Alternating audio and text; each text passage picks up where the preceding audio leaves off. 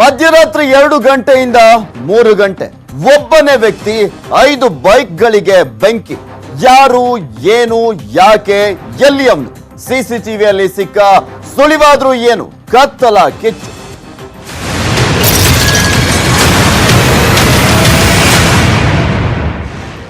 ಕಿಡಿಗೇಡಿಯ ಕೃತ್ಯಕ್ಕೆ ತಲೆಕೆಡಿಸಿಕೊಂಡಿದ್ದಾರೆ ಪೊಲೀಸರು. ಒಂದೇ ರಾತ್ರಿಯಲ್ಲಿ 5 ದ್ವಿಚಕ್ರ ವಾಹನಗಳಿಗೆ ಬೆಂಕಿಯನ್ನ ಹಚ್ಚಿದ್ದಾನೆ ದುಷ್ಕರ್ಮಿಯೊಬ್ಬ.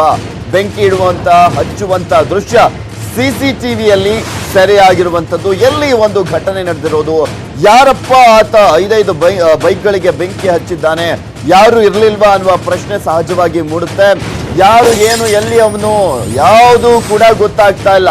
ರಸ್ತೆ ಬದಿ ನಿಂತಿದ್ದಂತ ದ್ವಿಚಕ್ರ ವಾಹನಗಳಿಗೆ ಬೆಂಕಿಯನ್ನ ಹಚ್ಚಿದ್ದಾನೆ. ಬೆಂಕಿ ಹಚ್ಚಿದವನಿಗಾಗಿ 2 ತಂಡವನ್ನ ರಚನೆ ಮಾಡಲಾಗಿದೆ. 12 ಜನರು ಹುಡುಕಾಟವನ್ನ ಮಾಡ್ತಾ ಇದ್ದಾರೆ. ಅಂದ್ರೆ ಪೊಲೀಸರು ಹುಡುಕಾಟವನ್ನ ಮಾಡ್ತಾ ಇದ್ದಾರೆ. ಚಿಕ್ಕಮಗಳೂರಿನ ಸಹರಾ ಶಾದಿ ಮಾಲ್ನಲ್ಲಿ ನಡೆದಿರುವಂತಹ ಘಟನೆ ಇದು.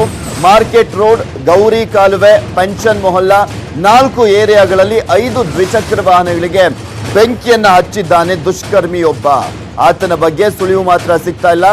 ಸಿಸಿಟಿವಿ ದೃಶ್ಯಾವಳಿಯಲ್ಲಿ ಮಾತ್ರ ಆತನ ಒಂದು ಬೆಂಕಿ ಹಚ್ತಾ ಇರುವಂತಹ ದೃಶ್ಯ ಸೆರೆಯಾಗಿದೆ. ನಿಮಗೆ ತೋರಿಸ್ತಾ ಇದೀವಿ. ಬೈಕ್ ನಲ್ಲಿ ಬರ್ತಾನೆ ಒಬ್ಬ ದುಷ್ಕರ್ಮಿ. ಬಂದಾದ್ಮೇಲೆ ಒಂದೊಂದೇ ಬೈಕ್ಗಳಿಗೆ, ಬೇರೆ ಬೇರೆ ರೋಡ್ಗಳಲ್ಲಿ ಇರುವಂತ ಒಂದೊಂದೇ ಬೈಕ್ಗಳಿಗೆ ಬೆಂಕಿ ಹಚ್ಕೊಂಡು ಹೋಗ್ತಾನೆ.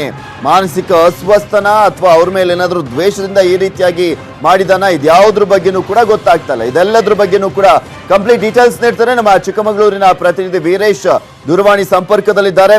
ಎಸ್ ವೀರೇಶ್, ಯಾರು, ಏನು, ಎತ್ತ ಅದ್ರ ಬಗ್ಗೆನೇ ಗೊತ್ತಾಗ್ತಾ ಇಲ್ಲ. ಪೊಲೀಸರು ಈಗ ತನಿಖೆಯನ್ನ ಕೈಗೊಂಡಿದ್ದಾರೆ. ಏನಾದ್ರೂ ಮಾಹಿತಿ ಸಿಗ್ತಾ? ಯಾವಾಗಾಗಿದ್ದು ಈ ಘಟನೆ?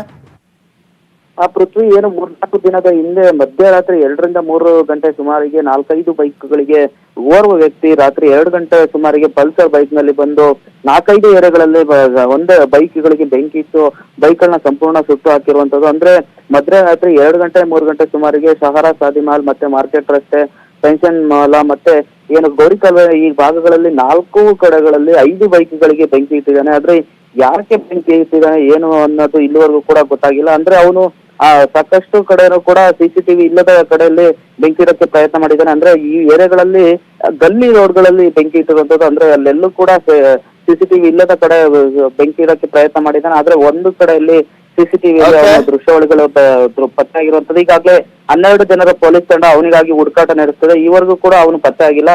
ಇನ್ನು 2-3 ದಿನಗಳಲ್ಲಿ ಪತ್ತೆ ಮಾಡಲಾಗುವುದು ಅಂತ ಎಸ್ಪಿ ಕೂಡ ಹೇಳಿರುವಂತದ್ದು. ಪೃಥ್ವಿ, ಓಕೆ, ಥ್ಯಾಂಕ್ ಯು ವೀರೇಶ್ ನಿಮ್ಮೆಲ್ಲ ಡೀಟೇಲ್ಸ್ಗಾಗಿ. ಎಲ್ಲ ಇವತ್ತಿನ 3 ಬಿಗ್ ಬ್ರೇಕಿಂಗ್ ನ್ಯೂಸ್. ಈಗ ಡಿಸೆಂಬರ್ 26ರಿಂದ ಕರ್ನಾಟಕಕ್ಕೆ ಕಾದಿದೆಯಾ ಅತಿ ದೊಡ್ಡ ಕಂಟಕ.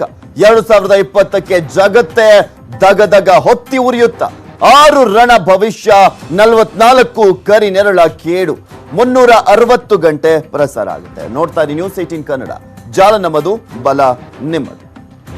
1, 2, 3 ಬಿಗ್ ಬ್ರೇಕಿಂಗ್.